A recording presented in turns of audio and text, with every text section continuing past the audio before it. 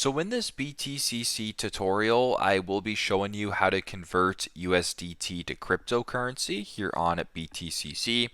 So once the app's opened up, I want you guys to go to the home page. This bar right here that I'm sliding, right below where it says deposit, slide it all the way to the right and select more. Once you're on the all features page right here, right in the middle below campaign above withdraw, it says convert. Go ahead and select the convert button.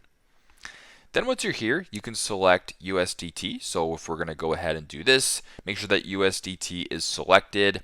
And then right below, you can select your cryptocurrency, but also you can select the amount. So if I wanted to do 10, for example, I would type in 10. I will then select to what? In this case, Bitcoin, crypto, whatever. I'll just keep it at Bitcoin for this example. Then you can go to the bottom, get the latest quote, and then proceed with the converting that way. So that is how you guys can convert USDT to crypto here on BTCC.